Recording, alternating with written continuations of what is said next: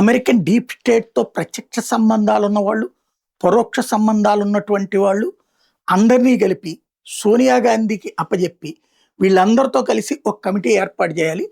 ఆ కమిటీ ఏం చెబితే అది మాత్రమే మన్మోహన్ సింగ్ ప్రభుత్వం చేయాలి. మీరే సుప్రీం అని మేము భావిస్తున్నామని చెప్పగానే సోనియా గాంధీ చంకలు గుద్దుకుని డీప్ స్టేట్ చెప్పినట్టుగా నడిపించింది 2019, 14కి ముందు ఉన్నటువంటి పరిపాలన. మన్మోహన్ సింగ్ మీద ఒక ప్రత్యేక కమిటీ. ఆ కమిటీకి సోనియా గాంధీ చైర్పర్సన్, దాంట్లో యోగేంద్ర యాదవ్ దగ్గర నుంచి అనేక మంది ఉన్నారు. వాళ్ళు చెప్పినట్టే ప్రభుత్వం నడిచింది.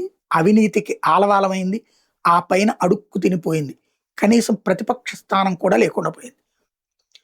ఆ పరిపాలన అట్లాగా ఉంటే భారతీయ జనతా పార్టీ ఎట్లాగూ ఎదగదు, 10 ఏళ్లలో అయిపోయింది భారతీయ జనతా పార్టీ పరిస్థితి అని నమ్మింది డీప్ స్టేట్.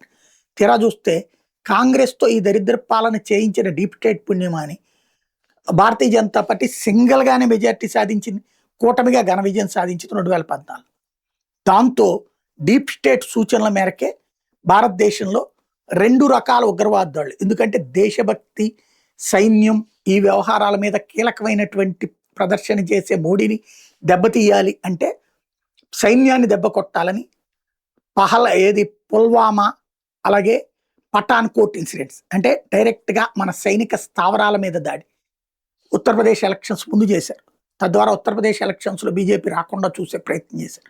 తీరా చూస్తే పఠాన్కోట్కి దెబ్బకి ప్రతి దెబ్బ మనం వెళ్ళి పాకిస్తాన్ లోపల సర్జికల్ స్ట్రైక్ చేసి వచ్చాం. ఆ ఇంపాక్ట్ అప్పుడు ఎలక్షన్ మీద పడింది.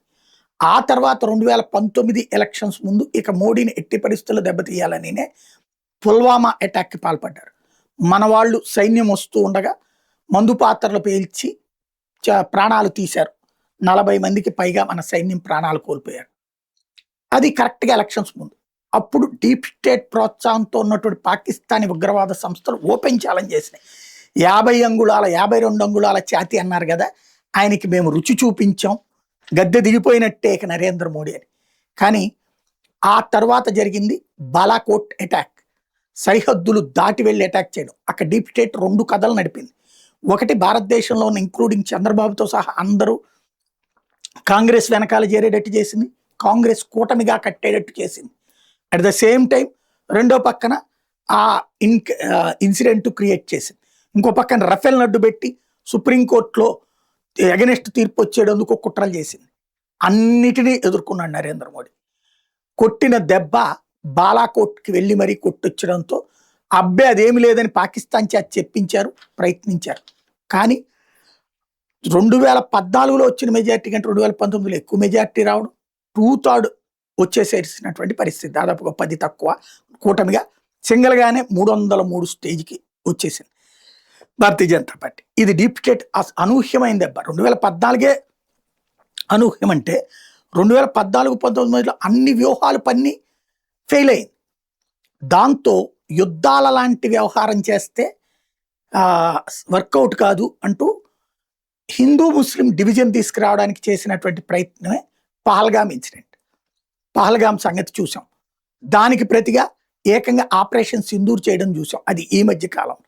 ఈ మధ్యలో ఏం జరిగింది, ఇది మొన్న ఆ మధ్యలో జరిగిపోయినటువంటి చర్యలు ఒకసారి గుర్తుకు తెచ్చుకోండి.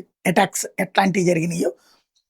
రైతుల పేరుతో ఉద్యమాల దగ్గర నుంచి 2019లో యాంటీ సిఏఏ ఇది అల్లర్లు సృష్టించారు. 2020లో ఢిల్లీ రైట్స్ సృష్టించారు. 2021లో ఫార్మర్ ప్రొటెస్ట్ సృష్టించారు. 23లో బ్రెజిలర్స్తో కథ నడిపించారు. 24లో మణిపూర్ వైలెన్స్ క్రియేట్ చేయించారు. 26లో సిజేపీ ప్రొటెస్ట్స్, ఇప్పుడు పంజాబ్ ఎలక్షన్స్ దృష్టిలో పెట్టుకుని ప్రతి స్టెప్లో కూడా అవతల ఉన్నటువంటి ప్రతిపక్షానికి పాజిటివ్ ఇమేజ్ కాకుండా అధికార పక్షానికి నెగిటివ్ ఇమేజ్ మీద డిపెండ్ అవుతున్నారు. మోడీ అసమర్థుడని చూపించే ప్రయత్నంలోనే ఉన్నారు. మోడీ అసమర్థుడు అని ఓటేయాలంటే రాహుల్ సమర్థుడని చూపించాలి, లేదా కేజ్రీవాల్ను ఉండిపెట్టాలి. అక్కడ ఫెయిల్ అవుతున్నది డీప్ స్టేట్. ఇప్పుడు మోడీ ఏం చేయాలి, చేసేది చేస్తూనే ఉంటాడు. పరిపాలనా సంస్కరణల్లో డీప్ స్టేట్ది అమెరికా లాంటి వాళ్ళకే పోయిస్తున్నాడు. అమెరికాకి సంబంధించినటువంటి బెదిరింపులకి లెక్క చెయ్యని ఎదిరిస్తున్నటువంటి వాడు. ఇవాళ జరుగుతున్నటువంటి ప్రతి ఉద్యమం వెనకాల డీప్ స్టేట్ ఉంటుంది, ఆ డీప్ స్టేట్ అనేది చైనా భావజాలంతో ఉండే అమెరికన్ సంస్థ. కాబట్టి వీళ్ళ కుట్రల్ని నెక్స్ట్ ఎలా ఛేదిస్తారో చూడాలి.